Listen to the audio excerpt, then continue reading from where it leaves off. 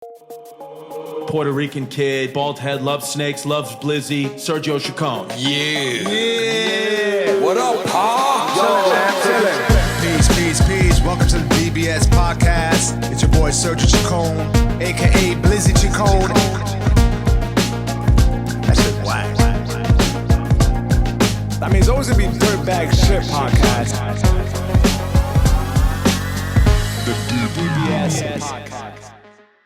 Can you hear me okay? Yeah, you sound great. There we go. Oh, and you look good. Yeah, no big deal. It's just some lighting and stuff, you know.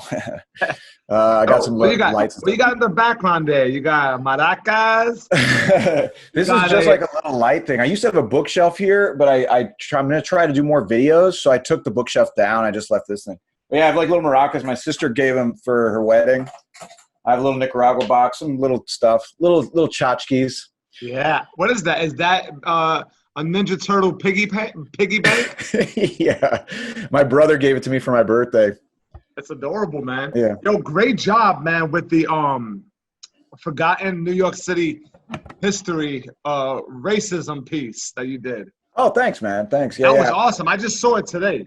Oh, really? Oh, nice, dude. I'm glad you liked it. Yeah, I made it a few weeks ago. I want to start making more of those, but I've just been really, I don't know, dude. It's hard to get like into a routine, you know, right now. But yeah, I'm gonna start making some more. I think I'm gonna film one today. Yeah, I mean they're time consuming, and you're probably a perfectionist. Yes. But you know what? I think it's just pulling the trigger on it. That was great what you did. I watched this short that you put together, and I felt immediately inspired, man. And it's like so much stuff I didn't know. Yeah. Like, and it's so appropriate. First of all, it's always going to be appropriate. Yeah, right? yeah. No matter how uncomfortable it makes people feel. But especially during today's climate, yeah, it was a perfect contribution. Oh, thanks, man. I want to keep making more. Talk about what inspired it. Let me know how you did it. How long did it take to do that? It was pretty long. It was 10 minutes. Yeah, it was. Well, I've been making these videos about New York. I'm obviously, you know, I'm a tour guide, and that's one of my day jobs, whatever. And I've always made these little videos about New York and things that I find interesting. And actually, when all the protests and stuff started at the beginning of the month of June, I was actually editing one that I was been working on, like the American Revolution or something, and I was like, "This is so lame. I can't put this out." It's like I want to put out the stupid thing about like the colonists in New York. No one gives a shit. It's like I got to make something that's more real. So I started a new one, and I did one on all the forgotten slavery history, the racist history of New York. Because one of the things I think is so interesting is that New York is always held up as a model for what it should be, the diversity, the openness, the immigrants. Yeah, super progressive. Yeah, right. But New York is an extremely troubled history. And if New York has that bad of a history, I mean, think of how bad some of the histories of the other cities in this country are. And I think every single city in the United States has a checkered history. And it's important to know that, you know, and it's important to know that what we all come from, you know, and not just live in the present like, oh, everything's in the past. It's not whatever, you know. Right. So, yeah, so I just made that. I just, you know, I knew a lot of those little things already. So I just kind of pieced them all together and did a little bit of detail researching, and that's about it. Yeah. Yeah. And it was funny too, man. I mean, you definitely, you do some little, you know, jabs in there to keep it upbeat. And it's funny, man. So, well, that's the thing, man. It gets pretty heavy if you're just dropping all this heavy ass stuff on people. They're just like, dude, what are you doing to me? You gotta give them something to lighten the mood, you know? Yeah, no, it was very, very well done, man. I applaud you for that. Thanks, want anyone who's listening to check that out, and you're gonna give, you know, the for sure, man, for sure, link and, you know, and all that stuff. We actually did a short that was fun too. Dude. It was the boxing short was dope, man. I enjoyed it. That was super fun, man. Real tough. You know, I felt good. I was like, you know. Yeah, right. You were around with like the short neck like that. You were the authority, man. You were the authority. You got to kill me at the end of it too. That was great. But yeah, that was fun, man. We did it at Mendez, which, by the way, rest in peace to Francisco Mendez. That's like the saddest thing ever. But yeah. So I'm trying to remember. Did we meet at Mendez Boxing Gym, or did we meet at the stand-up comedy scene? We met in the stand-up comedy scene. We knew each other from stand-up comedy, but then we became friends in the boxing, dude. Like, I mean, I knew of you. We had talked before, but it was all just crossing paths until we started boxing together. Right. Yeah, it is. unfortunate that the owner of Francisco Mendez, passed away. Yeah. It was so abrupt. Like I had no idea the history of his illness, and then ultimately he succumbed to COVID. Yeah. And man, what the hell is it with COVID and boxing? I don't know, dude. It's and people in the boxing community. Yeah. Because it hit a couple of people at Mendez pretty hard. Yeah, I'm like, I'm not going to Mendez. Like, yeah. I know, dude. You know what it is one thing that's consistent with the people who've succumbed to it, specifically at Mendez, a little older, pre-existing conditions. Yep. And but it hit us in waves, man. Because there was another guy, Nelson Cuevas. Yeah. Yeah, and he was a staple in the boxing scene. I mean, he had Tyson as a kid going to his gym. That's crazy. Awesome. That's awesome. And Yeah. Mike Tyson gave him a shout out. Yeah. When he passed away. Totally remember him. The memories were clear. Yeah. He actually wrote a piece on Nelson. And what's interesting though about those guys? I mean, we should be so lucky, right? Yeah. They immerse themselves in their passion. Yeah. Yeah. And absolutely inspired and taught a lot of people, man. Yeah. And they were always at the gym. Yeah. And everyone always they were highly respected. Yeah. Francisco Mendez, I mean, he was just you want to talk about a dude who put it together. Yep. And just, and made it happen. I mean, I don't know too much of his history, but I do know he used to frequent other boxing gyms in New York City. Didn't own any of them. Yep. He had an idea. This is what I want to do. And what's interesting about his gym is that it kind of lend itself to both white collar, real fucking fighters, women, kids. Yeah. I mean, it was just. It made boxing accessible to everyone, and I think that was one of the things that I thought was so amazing. And one of the things that when I started going there struck me the hardest, because I always thought of boxing as just this crazy, like just these tough, like, oh, whatever, they get out of my face type tough man sport, Yeah. Then you get in there and it is that, but it's also a lot more. And most of the toughest people, one of the things that was so cool to me was the best boxers in the gym are the nicest guys. They're the nicest because guys. They don't have anything to prove. And they're the most confident in themselves. Confidence. Yeah, dude. And that is so secure. Yeah. They move around different. They do. And they talk to people differently. And they're actually even nicer than regular nice people because they could snap you in two if they wanted to. Yeah. And it's like they don't need to also, flex. They're doing something they really enjoy. Yes, right. And they love talking to people about it. If you love to talk about it, shit, they'll talk your ear off. And they just love talking about boxing, Yeah, but boxing gyms can be really intimidating. I remember when I first started going to Gleason's in Brooklyn. Sure. Like I would go on my duffel bag. I felt like I always had a goofy face on, like like over smiling, or just playing that role where it's like I'm super quiet. Right. You mellow out. You meet some people and some of the old timers. Yeah. Bust your chops and shit. I'll never forget the time I was at Mendez and I was training with Don Saxby, and I don't know, like a month or so, and he had one of the trainers come. He said, "Yo, check my boy out. This new guy I'm working with." That was me. So like now the spotlight was on me, and this guy named Kat. He's an ex-pro. He used to like go into camp with Riddick Bowe.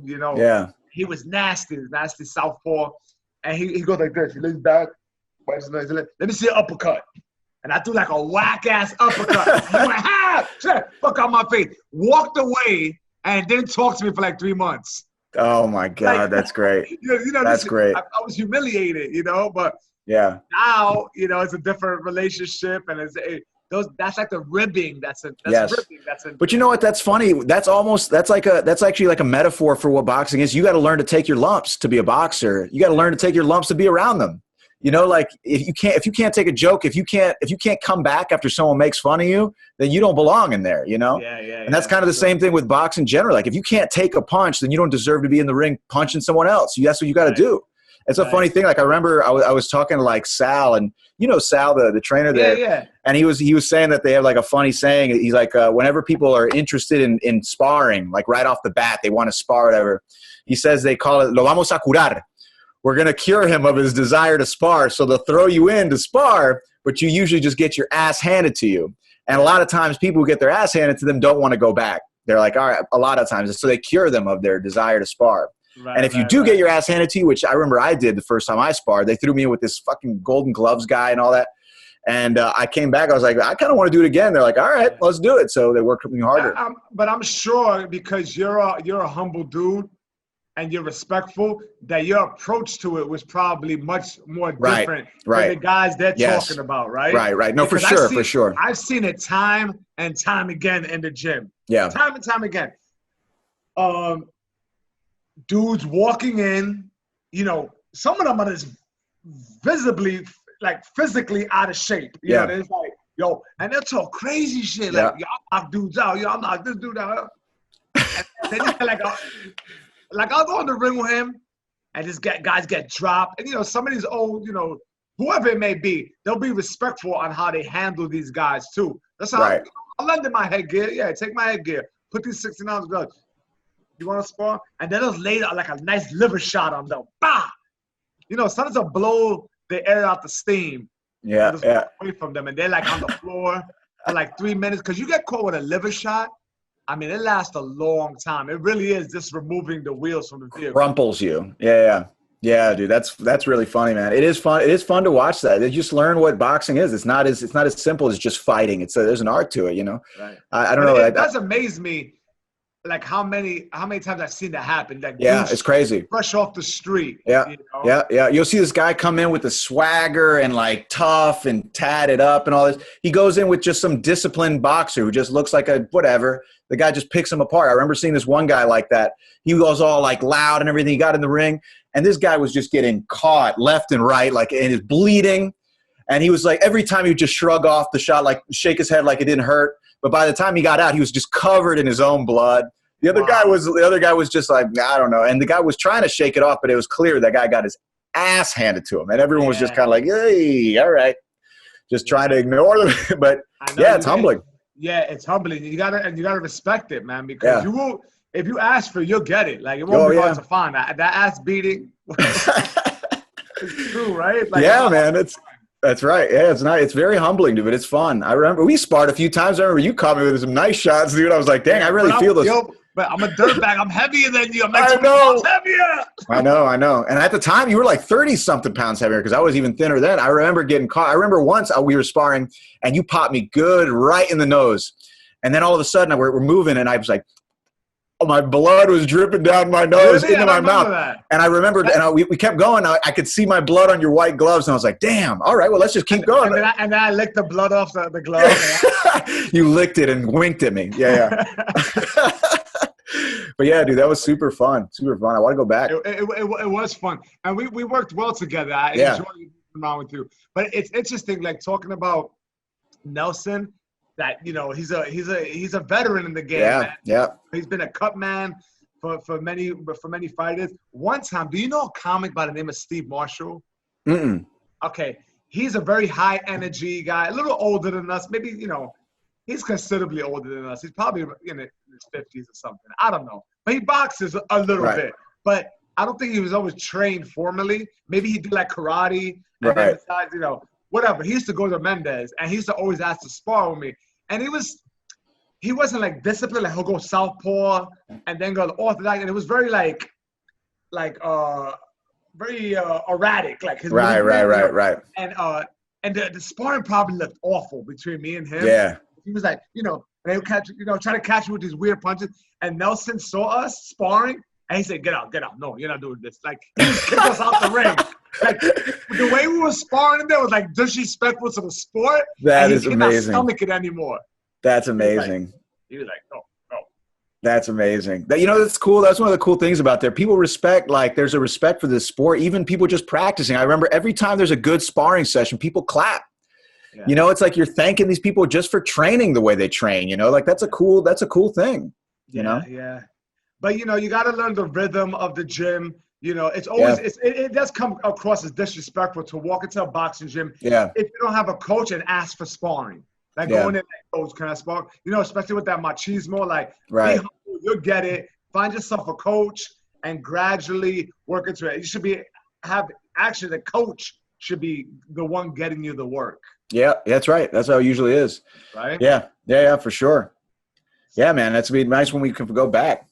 What have you been doing exercise during all this craziness? You know, I've been able to keep it very simple with running, a mix of calisthenics, and today I snuck into a gym. I actually had a friend who manages the gym, and I was lifting on like that. Oh man, that's awesome! Good. I felt like I was doing something illegal. I was in the gym, the lights were off. We didn't know how to turn the lights on like that. Dang, you were all by yourself in there. Yeah, I was with the awesome. manager. I won't, you know, give up the name, but yeah, we were at a gym. Oh, that's great. Dropping them on the floor, walking away like this. With your shirt off, working out with your shirt off? Yeah. Just walking around. Even when I didn't have the weights in my hands, I walked around like the weights were in my hand. That's great, man. That's good. Got to flare out the cobra, exactly. The back, you know? You know, just flare it out. And it felt good to do something different. It felt good to, like, you know, lift some weights, you know? Yeah.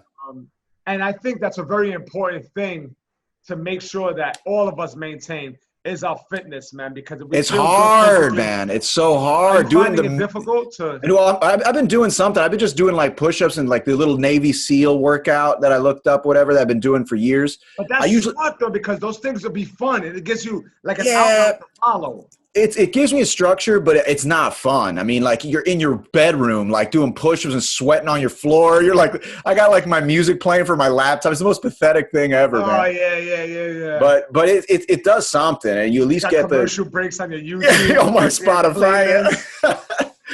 Yeah, it's like my ninth grade playlist. But I know, whatever. I know. It's everything we're doing because there's so many restrictions. It's just holding us down for a little bit, right? Yeah. Holding us down. And I personally feel, so, you know, I'm a trainer with the stand-up comedy, and it's like I'm doing sessions. Finally, I'm doing them outside. And I'm taking all the precautions. I'm wearing the mask. Right. Thank God, because I was doing a bunch of virtuals, and it's just like weird, man. Yeah, dude, it's weird. After, like, first of all, you just run out of shit.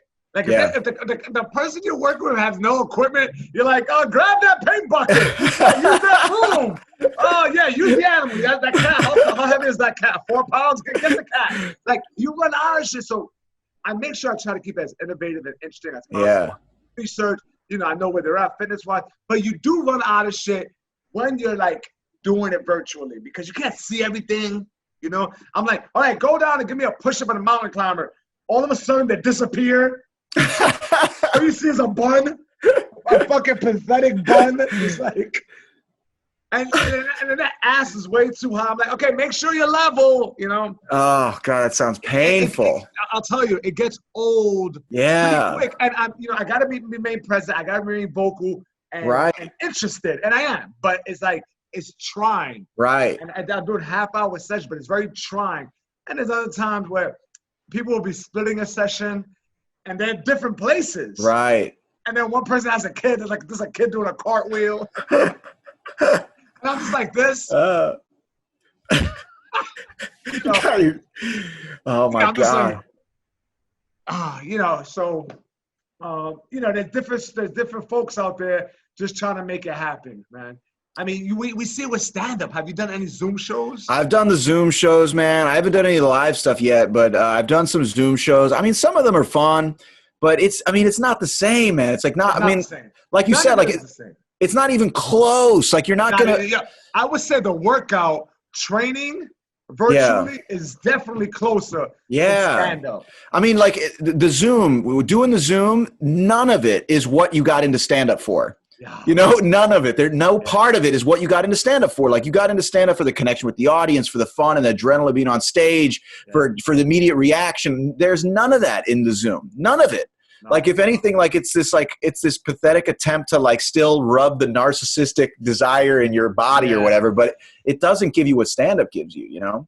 Yeah, I have really no interest in doing any of them. I've done one, and when people reach out to me, it's like I act like my phone doesn't work a little bit. You know, I'm a little bit like that. And if anyone's Yeah. listening, it's not personal. It's just I overthink it. And it's like if they book someone Yeah. else, I'm like whatever. You know, it's Yeah. like I miss stand up. Yeah.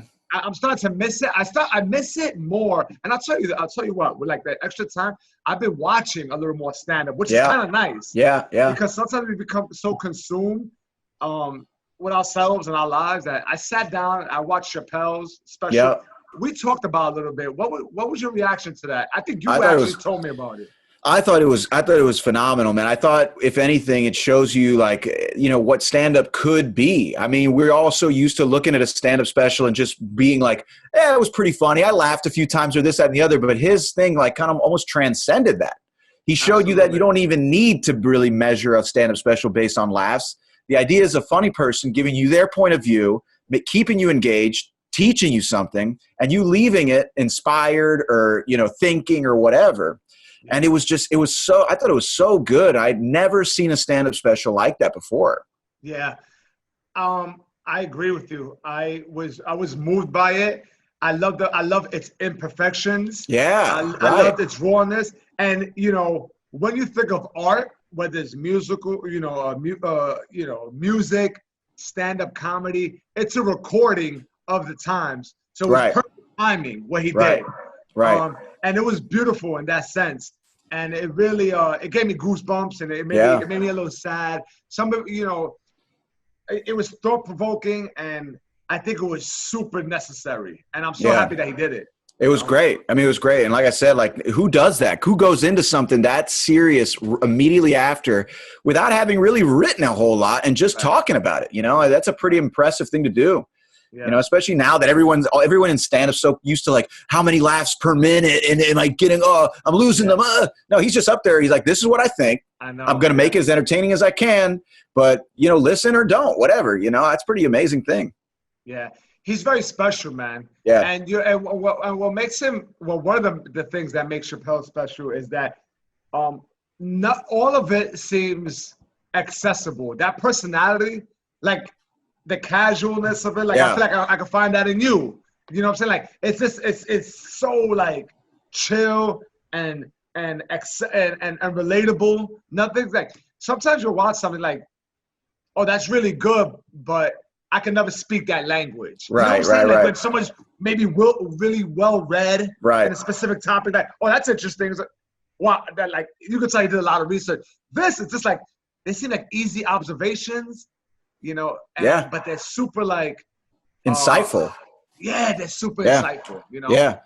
No, that's the thing. That's what an artist does. I mean, everyone looks at the same thing. Everyone looks at the same events in the world. Everyone looks at the same people. The artists are the ones who find something that other people don't necessarily see, and then show it back to everyone and like, yo, did you consider this? Everyone's like, oh, and they, a guy like that is I can't. This comedy, man, is so important during these times. What you did, that show you put together, is super important, man. It didn't come across. I was like, I'm on this side, I'm on this side. Right. You're sharing information with your personality, kind of intertwined with it, with your, with your own flavor. So I was like really, really impressed by that, man. Oh, thanks, dude. Yeah, I mean, I'm gonna try to make some more. I'm so bad at that one of the problems I guess with stand up is, at least when we were doing it more often, is it takes away so much of your time.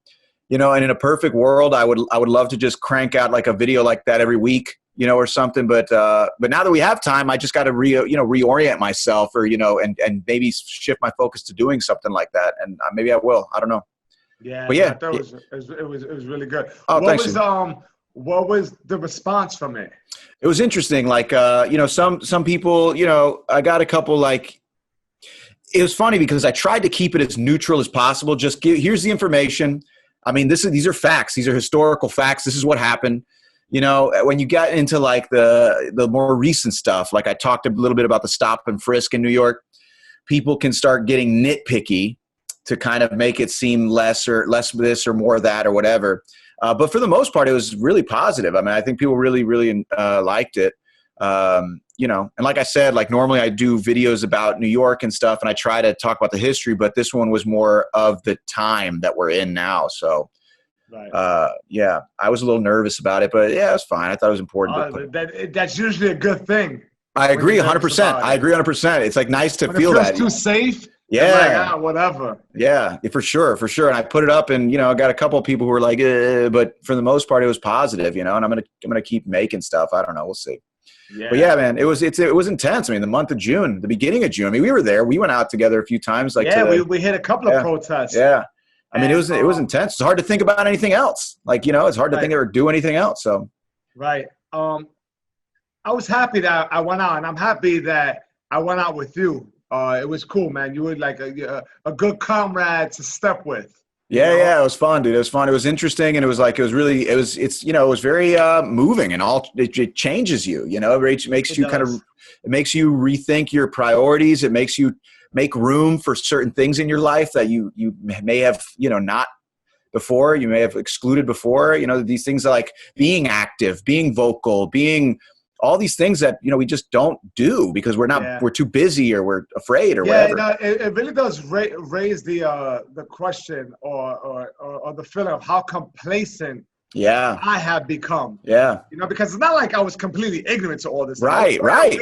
Of a lot of this stuff. Yeah. And then, you know, life happens, right? You get busy with the training, you get busy with stand-up, you get busy, you know, whatever.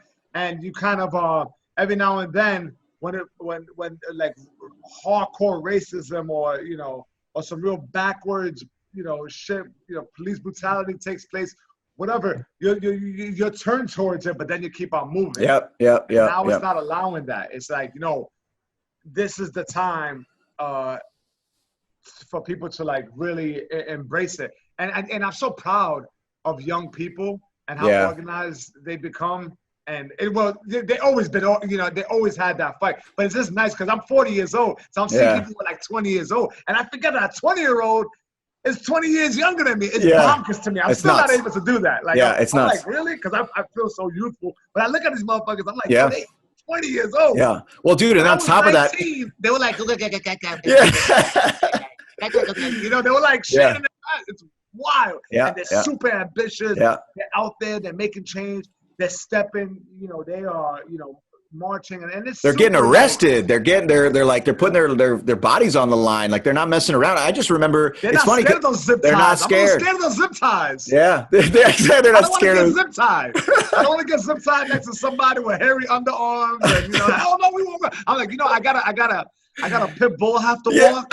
So if you don't mind, I'll come with this. Yeah, I'll come back later. But you know, that's exactly right, dude. I just think back to what I was doing when I was 20 or 22 or whatever. I wasn't doing anything approaching something useful. You know, you didn't attend any.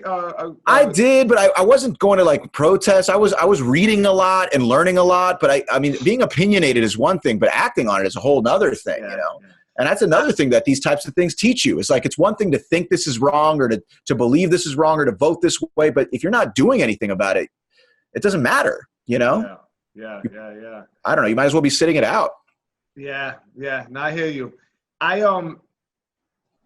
actually attended several protests when I was like 21. I was fresh out of a relationship. My boss at the time was a hardcore, you know, he might have been reaching for communism. You know, I don't know for sure. But he was like, you know, my boss at the time, he was a dope individual, but he was like, you know, off with the head with capitalism. Everyone deserves the same piece of pie. Like, and he was an Irish guy, and he was a cool dude. Anyway, he kind of connected me with this youth network called Refuse and Resist.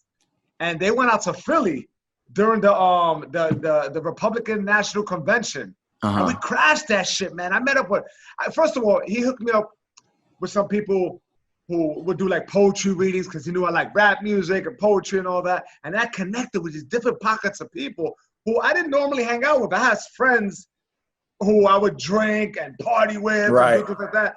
And then I had like this network of people who were like, yo, fight against the system. And they were reading Che Guevara books. And, you know, and they were, you know, Mao books and stuff. It was super interesting, man. Yeah. I mean, it took me forever Taria Chen book. The John Lee Anderson book. That shit's like this thick. Yeah. Did you read it? No, I didn't. I've That read. shit took me like yeah. 8 months. Yeah, that's a long book. Yeah, but Che, like, I was super inspired by him, man. You gotta be careful saying that stuff, dude. It's funny though. We also like. I remember in Miami, for example, I'm from Florida, dude. If they see you wearing like a Che Guevara or talk, they will. I remember I mentioned him in a video that I did about chess in New York because Che Guevara was a huge chess fan. I had this guy, a Cuban dude, just rail into me in the comments. The Cubans out in Miami will fucking flip out, man. Yeah. It's weird, man. Right? It's interesting how that happened, right? Because when I went to Cuba. There was no feeling of animosity towards Americans. Right. Or maybe they just consider me like they saw I was Latino or whatever, but I don't speak Spanish. So, but it was very like laid back and chill. Yeah. You know, I didn't see one drug addict. I didn't see one person like, out in the streets sleeping and shit. There was like virtually no homelessness. I mean, it was pretty ill. There was a lot of run-down buildings. It looked like the Cuba was suspended in time. It was very old. Right. They got old cars and all that stuff. Yeah. So, and the sentiment was, they were very proud. They're proud. Like, it's just an aura about them, you know? Mm-hmm. But you got to understand, I think a lot of them feel like, we hit a war here. How is a doctor making the same money as a janitor? Right. And then what? How many miles away to Florida? Right. You get your cousin with a Lamborghini and and his beautiful wife, whatever the case. Yeah. Well, also too the Cubans in Florida are Cubans that left and were like, yo, we're done with this. And the descendants of those people who were angry at what's going on there. They're the ones who left in anger and and they're still holding it. The resentment is still there. Yeah. I haven't met or heard of one Cuban out in Florida who liked Fidel Castro. Nah, man. But I think they're still very.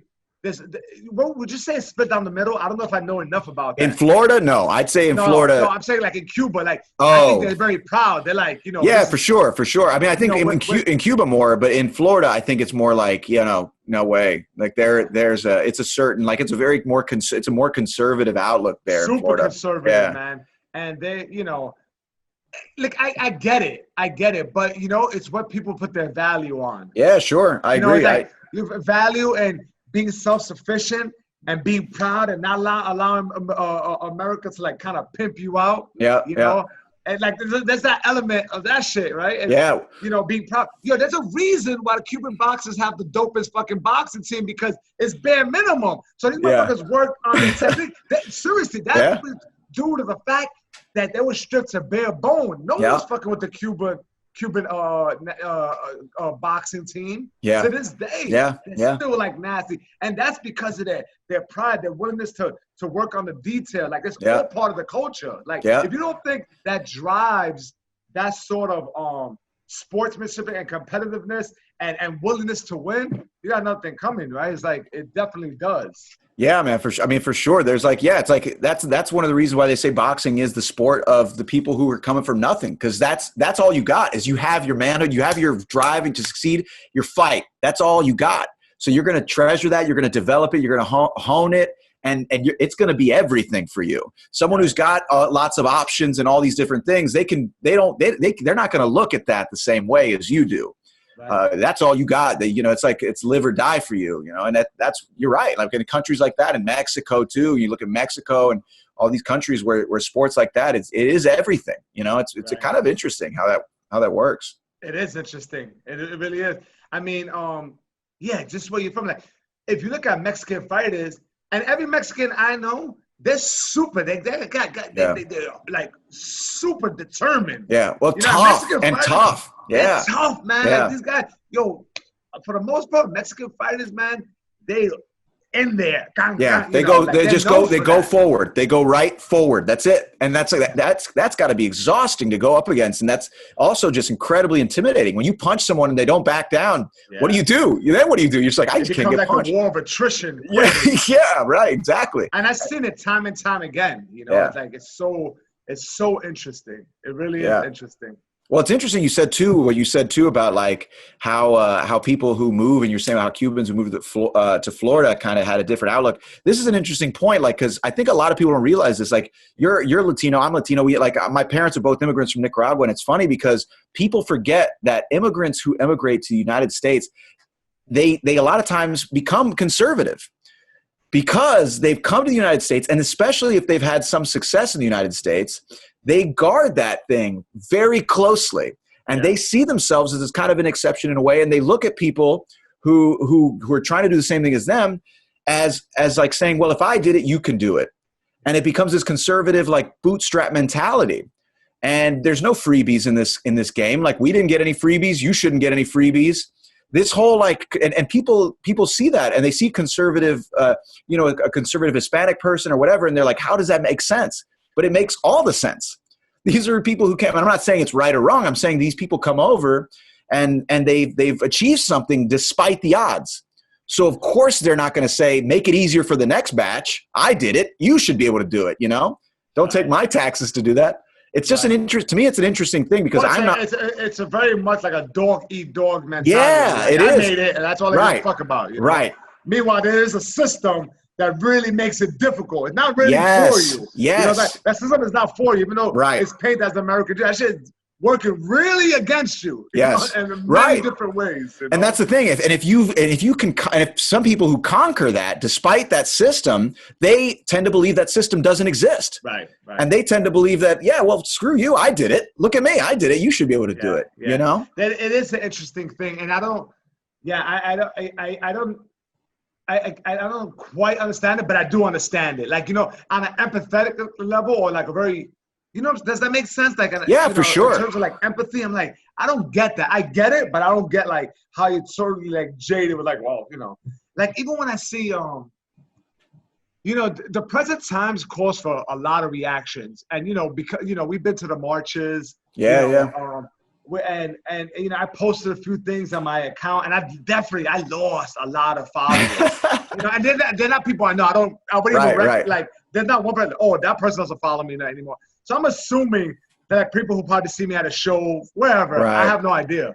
But I definitely saw the numbers go down, and I found that funny. Yeah, same. But what was my point? Shit, what was I saying before that?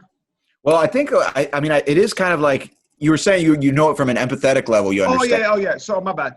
So with pushing the awareness for like police brutality, and all that stuff, I've gotten reactions from certain people. Yeah, of course. And I didn't quite understand it. These are people I liked. One was a woman who I met at a show, and always friendly. She was an EMT worker, right? And, she would actually, when the COVID first hit, I would like kind of seek her out. Like, well, what do you think? How's it going? Like, what do you gather? And, it was like helpful information. Fast forward to the George Floyd incident, and the protest that transpired after that. And specifically like the cop car that was burned in New York City. She posted a picture of it on her story. And I responded, and the question was, the picture of the burning police vehicle, how is this okay? Who allows this behavior? And I chimed in, like it's a public, you're sharing on a public story. That's like, people are really angry. And this is the response of, them not being heard. It's had nothing to do with that specific vehicle. Right. And thank God there wasn't anyone in there, but you understand that people are just angry as a reaction. And then she took it very personally. Right. Like, my brother or whatever is a police officer. He was punched in the face for no reason, and she went. And I bring her up because I think a lot of people choose to go this way. Well, I didn't kill George Floyd. Why should I suffer? You know. And when I was an EMT worker, then as I allowed her to keep going on, all the other first initial stuff was bullshit. It wasn't about the police vehicle. Of course not. It's about how she feels and how she feels a victim to Black or Latino people in her field of work as an EMT worker. She said she was spat on, that when she was helping a gunshot victim, how people were like, you better fucking make sure he lives or we're gonna kill you, bitch. So I was like, yo, No wonder you feel that way. And I wasn't able to decipher what was going on, but I spoke to a psychologist about it. Not because I'm seeing a psychologist. There's nothing wrong with that. It just so happened my friend is a psychologist, and she told me, "Oh, that woman is suffering from post-traumatic stress syndrome. Like she's, EMT workers, they suffer from that sort of stress. She's traumatized from being out in the field. So any like reaction to like that opposes the EMT, the police department, it's gonna be done with a negative, outlook on it. Well, and that's also the EMT, police officers, they're all under that kind of that same umbrella, looking out for each other. We're doing for the people. We're not appreciated, whatever. But that's not the case. Right. Right. Well, no, you're right. You're right with the whole, the post-traumatic stress. It's interesting to think like the effect, not only that obviously like a systemic racism has on the people who are oppressed. That's obvious that people are going to undergo post-traumatic stress. I mean, just by existing in it. But it also has an effect on the other side. I mean, the people who are the quote oppressors, the people who benefit from it. I mean, you live your life with this subconscious knowledge that everything you've gained is on the backs of other people. And that's like, that's where, what white guilt comes from, and this desire to defend your perception of there not being racism, that you are very invested. Some people are very invested in proving that there is no racism because that would be devastating to accept that you're part of it, that you're gaining from it, that you're whatever, Right. And they're definitely becoming more aware, and they have their little shields and poking. Like, but what about black on black crime? Well, that's a system that roots from a system that worked against them. Well, that's the thing. All the byproduct of it. Right. And also too, it's interesting how if you bring up, and we saw it this past round of protests, the arguments against the different things that are being proposed, whether it's taking money away from the police departments or other different things, whatever the counter arguments are never dealing with race specifically. They're always from some other. It's arguing that the looters, we can't let looters win. It's about all these different things that come up.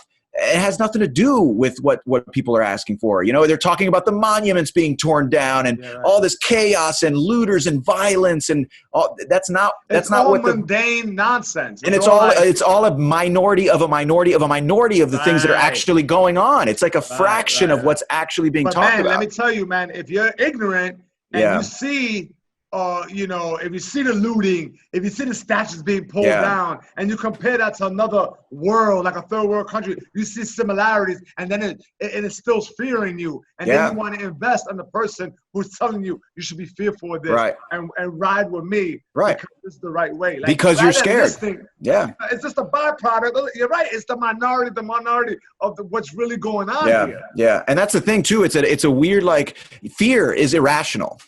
So leaders, especially leaders who in reality, their policies would have a very small minority of the people, have to appeal to a bigger group. So they're gonna go to the irrational. They're going to stoke fear. They're going to stoke racism. They're going to stoke hatred because that's going to help them. And that happens on both sides. I'm not trying to say that happens. Fear happens on both sides for sure. But I think that it's interesting because you could see clearly in this past round, and you see it, and it's interesting because this has happened throughout history.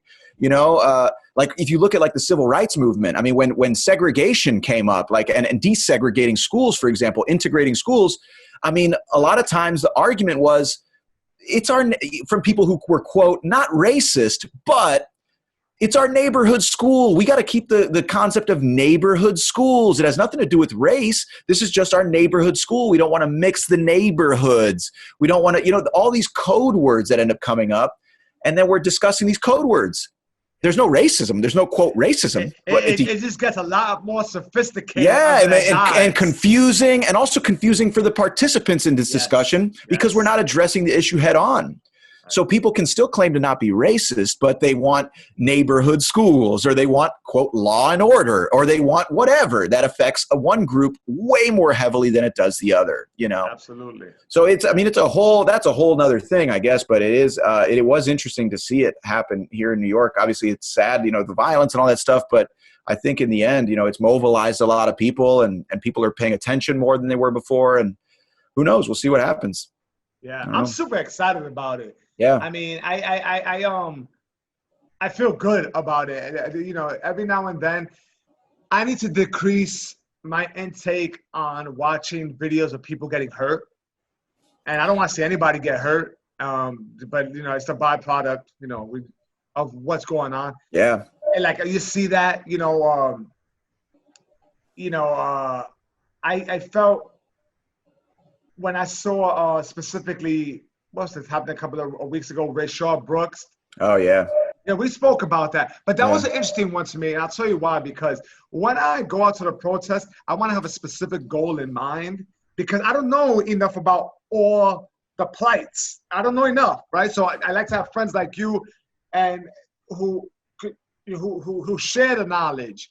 But, like, if I'm marching or whatever, I might not, like, let's say the question comes up of, like, reparations for black people. I think they deserve that, but I don't know how that goes about. I don't know, enough about any of that. So I don't have a position to really speak on it. Now, when it comes specifically to police brutality and the culture of policing, I know a lot about that. I've done my research. I internalized it. I've seen it, whatever. So I feel a lot more comfortable fighting against that. Right? Yeah, but you know what? Even though you may not know a ton about, let's say, reparations, I think just the openness to having the conversation is something worth patting yourself on the back about. I mean, so many people are so closed off to the idea of even talking about it. Yeah, right. Problem. Like, I mean, and look, some people may think that it's like, oh, I don't want to just give a check of $1 million to every family. It's not that simple, but some people in their minds make it that simple so they can just turn it down categorically. Yeah, that's exactly what they don't want to deal with it. They don't want to deal with it. And it's not that simple.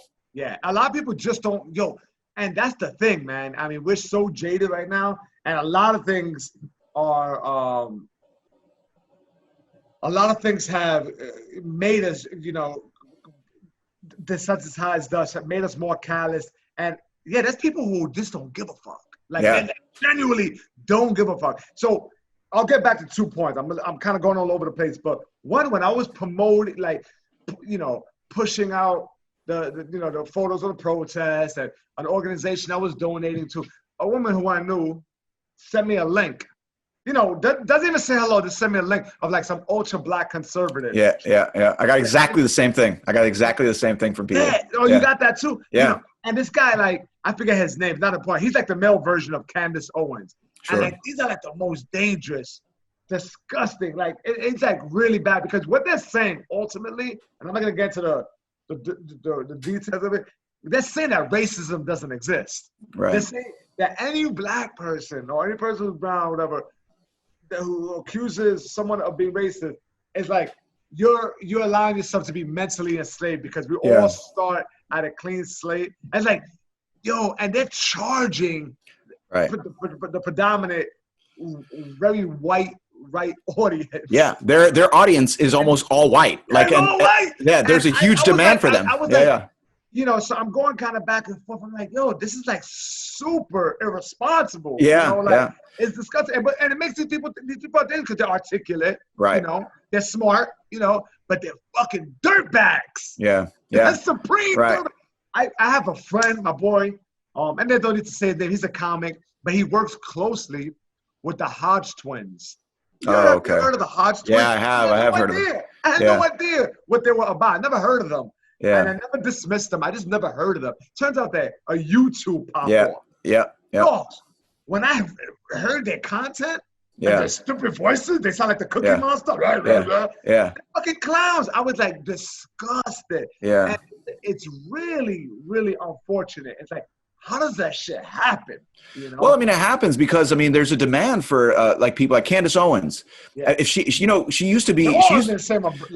It's important. It's important for a group like, let's say you're talking about like a big group of white people who want to prove that racism exists. What better way to do it than a black person who has some kind of education or whatever they think is important and who can talk to this?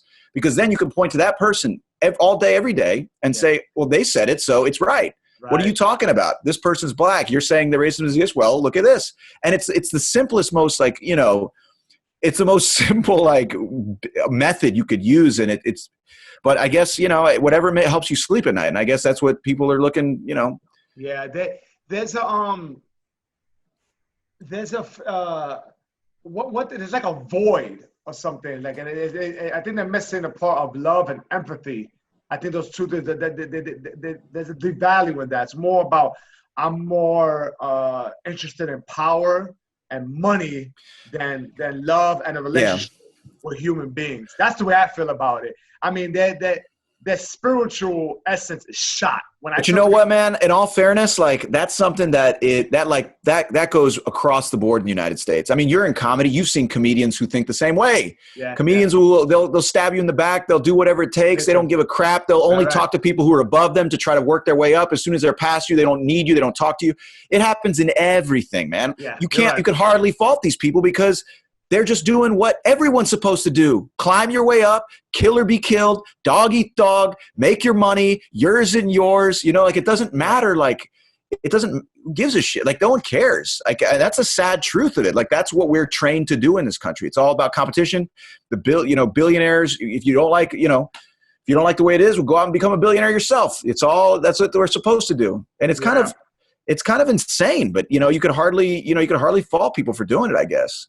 Yeah, that's what you're trying to do. It's conditioning. It's conditioning. Yeah, that's the way. That's the American way, man. That's the American way. And that's one of the things that I think is that's one of the things that I think is the sickest about what's happening in this country right now is we can't, it's hard to come together because we've been trained to not come together. Right. And I think, and this is one of the craziest things. And I honestly, I get so sad to watch both liberals and conservatives get so angry at each other because I think if we really sat down, everyone just sat down together, there's more in common between the two groups than they think. I think everyone can't stand the inequality. You look at the Tea Party. The Tea Party got so angry about billionaires and all this stuff. They turned their anger to something else. But deep down, everyone's pissed about kind of the same stuff, I think. Yeah, there's cultural issues and, the wedge issues like abortion, all this stuff, fine. But I'm talking about the big issue in this country, the inequality, the power, the power imbalance, money in politics, all these things is across the board people are against. And if we could unite towards them, it would change overnight. So there's every single incentive in the world to keep people fighting, to keep people divided. And that's where we're at. We're at the most divided we've ever been, I feel like. Yeah.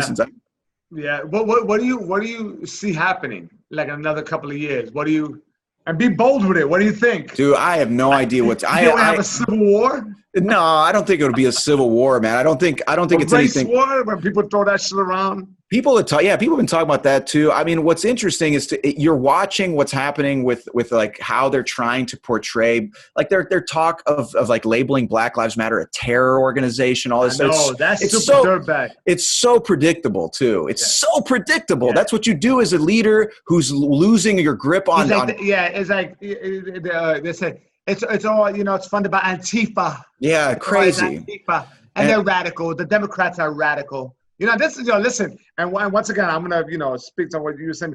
On the Democratic side, too, left and right. They're just dirtbags across the board. Like, they're dirtbags across the board. But to call Black Lives Matter a terrorist group. That's crazy. That's absolute insanity. It's so dirtbag. And it's so obvious what's happening. Like you've seen that in the past. Like go through history. Go through go through Franco's Spain and Nazi Germany. That's what people do. They label these groups so they can do whatever they want to them, and they can completely neutralize them. It's such a joke. Yeah. And I guess people don't see through that, but people don't want to see through it. They want to believe it. So you play to people's emotions, and it's that simple. Yeah, yeah. I recently went on a podcast, and I was very careful, not careful, but just precise on what when I go marching, like I want to make sure that I scream out the victims of police brutality, who I feel like I've done enough research on, and I'm like, yo, shit, I internalize. Like, I want to know what I'm talking about. Yeah, of course. When I read up on that case about Breonna Taylor, and they barged into her house and killed her, George Floyd, Rashard Brooks, or whatever. Like, with the Rashard Brooks case, I remember feeling when I initially saw the video of him drunk and passed out in a Wendy's parking lot, and the cop. I watched this 30-minute video. I can't do it to myself. I've been doing it. I watched this video. The first cop was kind of he was a polite cop. So I guess, and I'm not gonna bore you with all the details. The second cop who was called in is part of the DUI unit, so he'll handle like a drunk case. And then that's when Rashard got a little nervous, And we talk about de-escalating the situation. The second cop came through like a dirtbag bouncer. Yeah. He wasn't like a trained security. He kept on asking, what kind of drinks you had? Margarita? And the guy's like, I think I had a daiquiri. He's like, you said a margarita. And like doing all that shit. Yeah, right. Like, this antagonized him. The guy's drunk. Right. You got the ID, you got the keys to the car. He's clearly drunk. Send his ass home, or just say, I got to, it was this long played out thing. So what he did, he escalated the situation. Right. Rashad, when he was about to be handcuffed, takes off, they scuffle, takes one of the cop's tasers, shoots the taser at the cop. All that shit is dirtbag wrong, and he shouldn't have done that. But it did not warrant the death of Rashad Brooks. Yeah, I mean, it was crazy. I thought about it, and this is how fucked up I was thinking. I was like, why did he do that? He got himself killed. No, the cops should let that motherfucker go. Where's he running to? He's not getting far. They got his ID. They got his car. Let him fucking run away. He would probably went back to the police and turned himself in. Like, yo, my bad. Like, I was drunk. Like, it's like using common sense and learning how to de-escalate the situation and fucking keeping your ego at bay. There's so many different things, but real lives are being taken. You know what I'm saying? Yeah. And it's not like these are isolated incidents. This happens time and time again. Oh, and you're not even scratching the surface either when it comes to like the racism in education, in the justice system, in housing. I mean, it's all over, and it's it's all connected somehow. It's all connected, and that's the thing people don't understand. Like the odds are stacked against a group of people in this country, and then you can point to the success stories like the Ben Carsons and the Canzoans, and you can point to them and say it doesn't exist because look at these people. When in reality, those people are just part of the same system. You need those exceptions to prove that the system, quote, doesn't exist. Right. That's a necessary part of the system. And that's the scariest part about it is people look to those parts of the system and they say, look, it doesn't exist, but that's there for that reason. Right. I mean, and that's a crazy thing, like, housing, education, justice system, policing, all that stuff comes together to create a certain environment, to create a certain culture even. Right. For a whole group of people in this country that then turns out problems, not to keep it general, I guess, but yeah, man. And that's what I guess reparations is about. I'm not saying I'm for it or against it or anything, but that's what it's about. It's about coming to grips with that.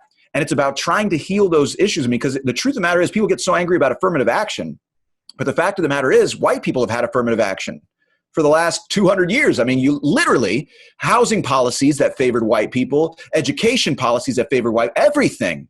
And so to go back and like now people getting so angry about affirmative action, all this stuff, well, that's insane. Like that's what's been going on for 200 years for the other side. How are you going to level the playing field?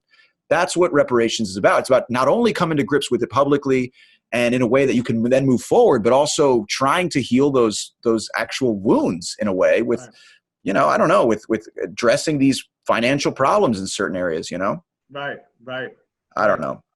It's a heavy issue. I don't know if that's if we're going into like this is a DBS podcast. It's super interesting to me. It needs to be talked about, and I'm not turning my head. But I gotta also come to grips with my own eagerness to like want to explore and learn a little more. Yeah.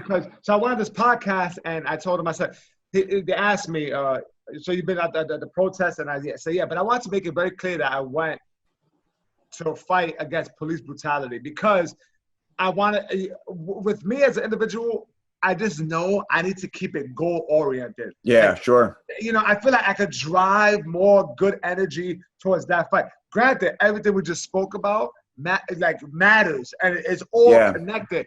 But I feel like for my own sanity. Sure, and that's fair. But simple. I will say this, though. You got to be careful of that, though, because one of the common counter arguments to any protest is asking people, well, what do you want? You can't even tell me what you want. What's the list of your demands?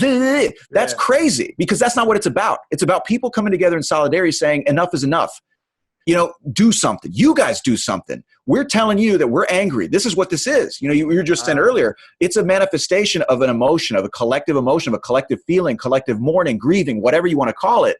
But the purpose of it is to wake people up and not just the other side that should do something, but also other people who are like, yo, I feel that same way. I'm going to be out there with you. So it's not about making demands. That's infuriating. Like I remember they did that to Occupy Wall Street. People are out there in the streets saying there's corporate corruption, there's preference to corporations from the government, all these policies. And then the government would come back and say, well, what do you want us to do about it? That's not their job, man. The job is to call you out. Now you guys got to deliver and be held accountable, you know? So it's weird because the goal is to be out there. The goal is to come together. The goal is to say enough is enough. That's the goal. Yeah. And then let that turn into something. Let that turn into a motivation that drives progressive politicians to run. Let that turn into motivation that drives organizations to get started. Let that turn into something else. But don't stop it just because there isn't a manifesto written. You know, that's crazy. Right, you know? Right. That's beautifully said. I couldn't agree with you more. And that makes me feel a little bit like, okay, it's right, because it does become overwhelming. Yeah, you know? man, It does for sure. it becomes really overwhelming. Like I would ask myself questions are raised like with the black, and it's so funny that you brought that up. Like, you know, they will ask, what are your list of demands? Like there's a lot of fucked up shit here. The noise that's being made. How do you feel about like individual leadership?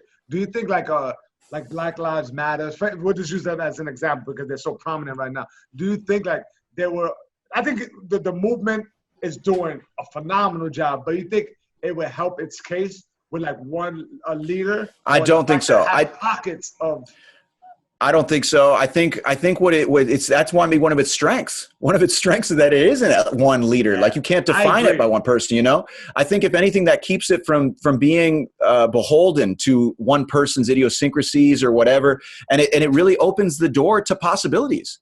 I mean, if there isn't one person saying how it is, it just leaves open even more so the possibility of one person taking it, interpreting it one way, and starting their own branch. And it's almost democratic in a way. If their finger is on the pulse of what Black Lives Matter is really about, then more people from that movement are going to go and help their organization, or more people are going to go and help this organization that sprouts up. The people who are maniacs and are looting or whatever, and most people aren't behind it, they're not going to get much traction.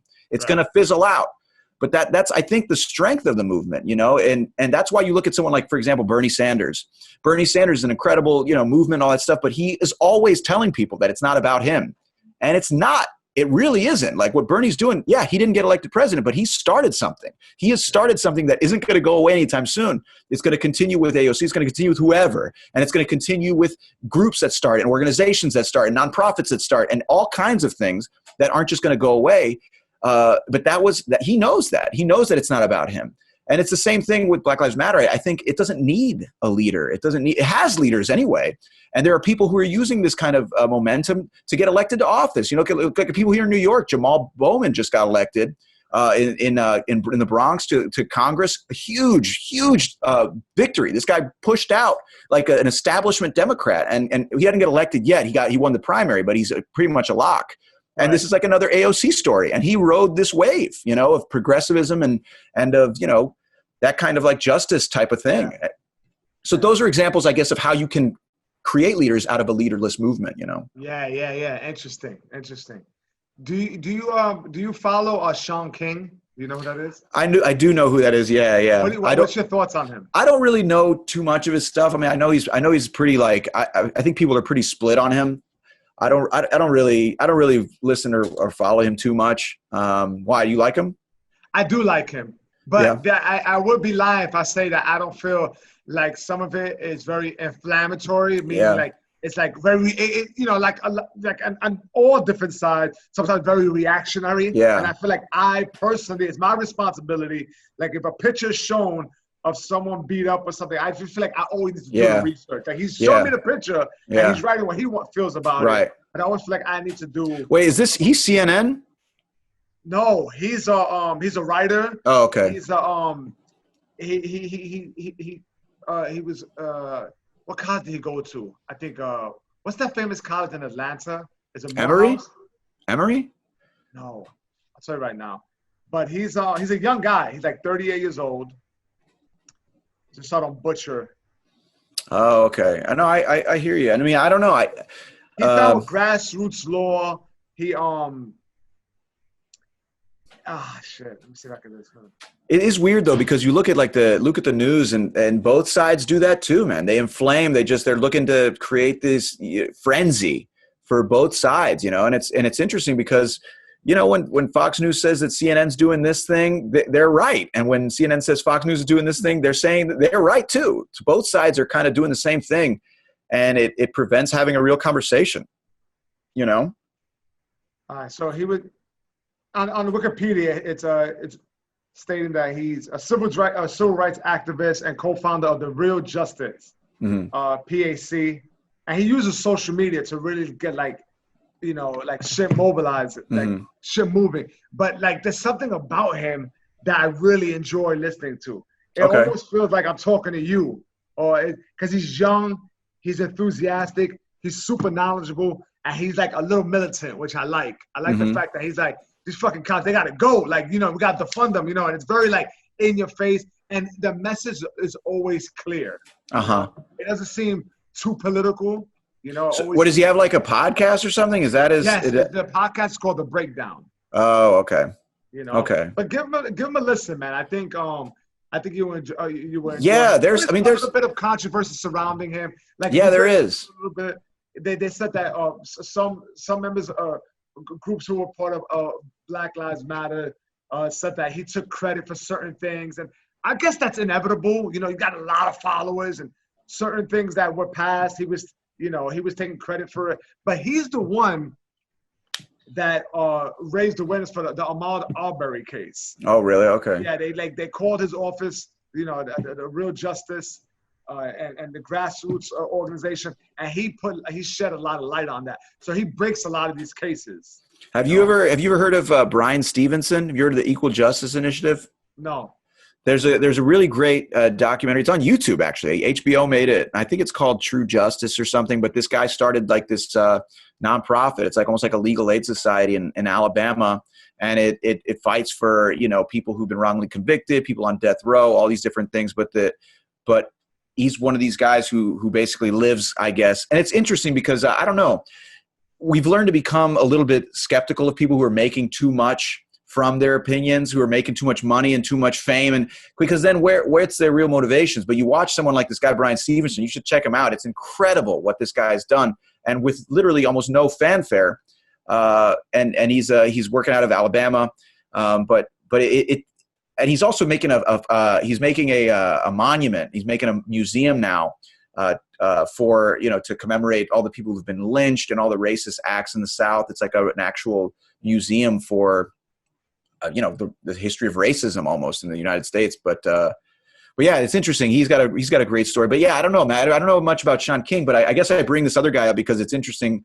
He's got this other, I guess, same other tact and another way of kind of doing things. Yeah. But yeah, maybe you'd like to check him out. You should check him out. What's his name again? Brian Stevenson. And you should look up the documentary. The whole thing is on YouTube. That's where I watched it, and I think it's called True Justice on YouTube. It's HBO made it, and it's just available on YouTube. Yeah, it's called True Justice. Yeah, I'm definitely gonna check that out. But yeah, dude, I don't know. It's interesting because that's another thing. Like, you know, you look at like individuals start kind of acting like corporations and businesses in a way that way too. It's like all about the bottom line. It's this political positioning and how can I maximize my return on this? And I want to get more followers, and this will lead to more money. I have to claim this is my discovery or claim this is my opinion. And I don't know, that gets in the way of once again of people coming together and uniting, and it creates a cynicism and skepticism. I don't know.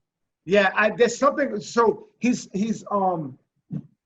a good social media presence, and what his posts and stories have done for me is like, if a story, like he breaks a story, like for example, I feel like I learned about the Ahmaud Arbery case from him. Okay. Before it was like national news.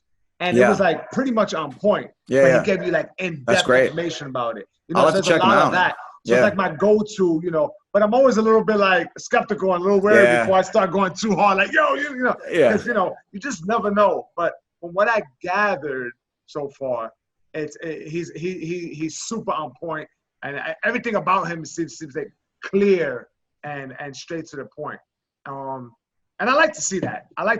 You know, And I guess I brought up Do you think Black Lives Matter should have a leader? Because I like listening to someone who's that fucking passionate and enthusiastic and knows their shit on a particular, Yeah, but also I like to listen to many people talk about it. Exactly. And that's the thing. Those people exist. I think the danger you get when you start is you don't want to identify the entire movement with one of those people. Right. Those people exist. I mean, like we were just talking, we just traded. I mean, I just told you about this one documentary. Like there's people out there, there's people speaking at every one of these rallies. There's politicians who are running with these as their platforms. There's people all over who have very different ways of speaking about it. So those people are there. I think we're just also, once again, we're also kind of conditioned to expect an individual to do these things when that's not. I mean, even I guarantee if Martin Luther King were alive today, if you sat him down, he would say, listen, it wasn't about me. I mean, these people, how many people died? How many people were arrested? How many people were, attacked by dogs marching in those marches with him? It wasn't just him. He would be the first one to tell you, I'm sure. But there are plenty of people died before him as well. So we're trained to kind of like feel like we need it when we don't. Like all we need is ourselves and putting ourselves out there. Like that's one of the things too that I think going to these protests helps you realize is that I count as something, and for sure. And I don't, and it's a pretty amazing thing to be a part of this massive group of people that are all standing for the same thing. That's power. Yeah. The one person. Last one we went to, and we were on 14th Street. That was powerful, man. That was crazy. There was thousands and thousands of people there. That was crazy. There must have been like 20,000 people there. That was insane. It was a sight. Yeah. It was a sight. Have you? Wait, this is off topic. Have you been back home, Nicaragua? Have you been there recently? Well, my parents are in Florida now. They're thinking my dad just retired. Nicaragua's in messed up shape, man. We were supposed to go for my sister's wedding like a year and a half ago. We couldn't because the situation there is pretty ugly. But I used to go every year. I used to go every year growing up, and then we'd start going like once every year and a half, every 2 years, whatever. But yeah, I've been a bunch of times. A lot of our family's still over there. It's a great place, man. I love it. Yeah, I might be getting myself a Nicaraguan boa. I'll be sure to give it. Are you really? I got an extensive snake collection. Nicaraguan boas are small. I have two regular BCIs. They're called boa constrictor imperators, and they're like also known as Colombian boas. I was thinking about getting a Nicaraguan boa. And get one, dude. And if I do get one, I'll name him Tomas. There you go, please. I'll sign him. I'll put my signature on him. Nicaragua has some dope boxes. You had Arguello. Arguello. And how you go from Arguello to Mayorga. To Ricardo Mayorga. Smoking the Marlboro. Yeah. Fucking Budweiser. Running his mouth, man. He ran his mouth. He was hilarious. He was a dirtbag, but that guy, he came from a pretty fucked up background, man. Do you know where he came from? Like what part of Nicaragua? I don't remember the actual city and town, but I do know he came up like in gangs and fighting and all kinds of stuff. Dude. He's a very scary dude. Arguello was the other side. Like he was like a gentleman. He was like the pride of this country. He was a mayor. Here's messed up. Not to go too off topic. He was the mayor of Managua for a bit, and he died. He died. And they said that. His they said it was a suicide. Exactly. They're saying that it was very sketchy. It was very sketchy, and it also just happened that he was vocally opposed to the president of the country at the time. Yeah. Who's also that's the reason why Nicaragua is kind of in the dumps right now. Is there's a big tense standoff right now. This has been going on for a long time. Yeah, it's been going on for a few years now, and the revolution in '79. Be careful when you bump into one of these dirtbags and you talk politics and with the current state in the U.S. Be like, well, if you don't like it, why don't you go back to Nicaragua? Nicaragua. Yeah, right. No, that's a fair point. Dirtbag shit. You ever heard a motherfucker speak like that? No, of course, people always say it all the time, man. It's ridiculous. It's a ridiculous thing to say. I mean, anyone who says that. Go back to the fucking asshole. Nah, it's crazy. It's crazy. But yeah, when people say that, you don't want to improve the place you live. That's stupid. That's like, oh, your room's dirty. Well, why don't you just move? Get out of here, man. It's so childish. It's so insane. It makes zero sense. But yeah, Nicaragua's in a tough spot right now. Unfortunately, they've had a messed up history, dude. You could spend an hours talking about. It's been going on because I learned a little bit, just very little about it because of those boxes. I like those boxes so much. It was always like it will always kind of go into like whatever kind of civil war was going on over there or something. Well, yeah, Civil War, the Contra War in the 80s. They had the revolution in 79, one of the only two successful Marxist revolutions in the West, that and Cuba. I mean, it was a big deal. And the United States, I mean, has decimated that country. Was it was that around the same time? No, Cuba was before that. Cuba was before that. Cuba was 59. Yeah, right. Yeah. But that's the thing, dude. Like, it was a crazy policy. Like, in the United States supported a brutal dictatorship for decades in Nicaragua that eventually was what they toppled in 79. But I mean, it's man, it's a crazy. And then the Contra War throughout the 80s, you throw in the drugs and all that stuff. Like, I mean, there's a lot of stuff going on there, and lots of corruption after that, and all. It's nuts, dude. It's nuts. It's had a really sad history, man. Because it's a beautiful place. It's like Costa Rica, exactly like Costa Rica. But it hasn't had the breaks. You know, it hasn't had any breaks. It just can't catch a break. So it's never been able to develop. Meanwhile, Costa Rica is peaceful as can peaceful, be, right? Peaceful, and extremely like lucrative. They got their resorts and all this stuff. It's crazy. They got a little dirt baggy with their prices, though, right? I want to visit Costa Rica and smuggle a sloth back home. But now it's like you can't get a bungalow for like that's expensive now. It is expensive there, man. It is. That's the thing. That's why people still go to Nicaragua, because it's so much cheaper. Even though you got to take your life in your hands sometimes, but otherwise it's better. Actually, a couple of friends of mine wanted to go to Nicaragua. They said it's we could it's beautiful and it's not that expensive. It's not. I mean, if you ever want to go, dude, let me know. I've gone there with friends before. I always love to go. I would love any excuse to go. I mean, right now it's probably not the best time. I mean, I haven't really checked any time recently, but at least like a year ago it was pretty tough. But yeah, I don't know. It's a great place, man. It's like, volcanoes, beaches, jungles, crazy animals. Like the people are great. Like it's an awesome place. An awesome place. You go surfing, go fishing, you can do whatever you want. Yeah. I can't surf though, man. I went to Rockaway Beach with my friend the other day, and it's crazy. I'll box and I'll do stand-up comedy and I'll hold snakes and shit, and I'm not scared of any animal. Well, put me on a surf over there. Whoa! Are you sure it's safe? I thought the bunions on my feet will help balance me. And then the water was too damn cold too. It's cold as hell there. You're not tolerant of that water. Dude, also you don't realize until you try surfing that the water beats the hell out of you, dude. It beats the shit out of you underwater when you fall off a wave. Yeah, you're like it's like you're in a spin cycle. You're in a washing machine just getting tossed around. Right. And then the surfboard comes out, will knock you in the face, break your nose, whatever. Who knows? It's a mess. Yeah, no, it's fucking. It can be brutal, but it's a lot of fun. It's best. It's super fun. Yeah. Man, I really appreciate you, Tomas. Do you want to share the YouTube, the Instagram, and all that stuff for our listeners? Yeah. So I have a YouTube channel that I make videos in. I'm going to be making more. I need to make them more regularly. It's like a bad thing that you fall in your pattern. There's like this blanket of guilt that you. I know. You cut it out. I know. You're right. Half the time you're fucking fighting with yourself. Like, I need to do more. You did it. I know. You're right. I want you guys, all you listeners, you got to go. What's the Instagram again? The YouTube is Tom D NYC, and my Instagram is Tom D NYC. Yeah. Excellent video, man. It's really informative. It's fun, and it's real, man. I mean, it's awesome. Yeah. That's the thing. I just do tours as well. Like when I was able to go out, I'm going to start doing them again now because it's starting to slowly open up. But I'll do these walking tours of the city and stuff because I know the city history decently, and videos about different stories in New York's history, and then the Instagram is Tom D NYC. But yeah, go to the YouTube, Tom D NYC. It's great. Dope, man. I enjoy them. I appreciate you, brother. Yeah, this is fun, man. Let's go to the East. You have to allow me to hold pads for you, bro. You give me a time. We'll go to the East River Park. We'll do some pad work. If you're worried about social distancing, we could do virtual pad work. I'll hit the screen. Don't bug out off my little finger here. What the hell is that little finger? I never noticed that little finger. Why are you showing? Oh, dude, I've noticed that thing. It's impossible not to notice. Sir, there's a reason why I give you knuckles. Dude. There's a reason I won't shake your hand, dude. Come on. Are you kidding me?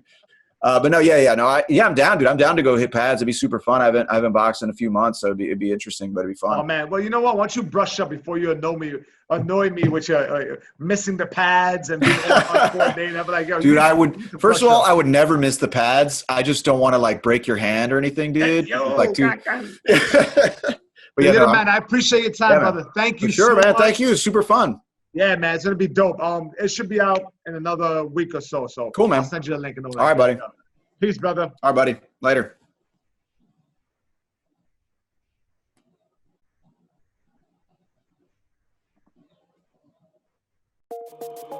Puerto Rican kid, bald head, loves snakes, loves Blizzy, Sergio Chacon. Yeah. What up, Pa? Peace. Welcome to the DBS podcast. It's your boy Sergio Chacon, aka Blizzy Chacon. That shit whack. That means always gonna be Dirtbag Shit Podcast.